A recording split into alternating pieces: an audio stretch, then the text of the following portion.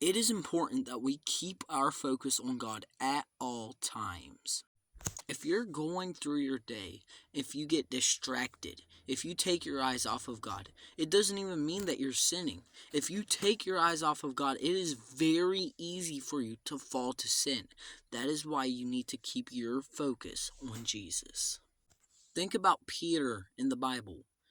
There's a very well-known story in the Bible where Peter walks on water with Jesus. And basically, Jesus said, "Peter, come out to the water."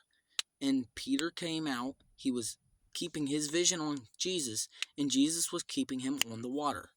But the moment Peter looked away, he looked away from Jesus. He looked away at the storm that was going on in the distance. There was a storm going on. The moment he looked away from Jesus, he fell. And Jesus didn't condemn him. He didn't be like, "Peter, what are you doing?" No, he helped Peter up. But that shows why it is important for us to keep our eyes on God at all times. Because if we take our eyes off of Him, we can fall very easily, just like Peter did. Psalms 123 verses 1 and 2 also tell us to keep our eyes on God. They say, "I lift my eyes to you, the one enthroned in heaven.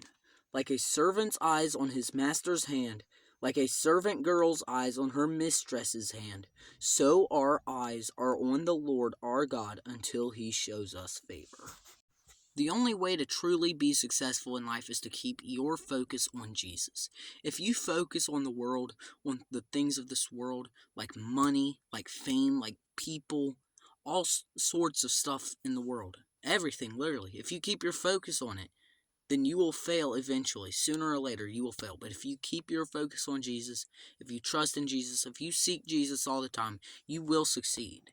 And what do I mean by succeed? Not only will you enter the kingdom of heaven, but you will also have peace and joy on earth as well if you keep your focus on Jesus.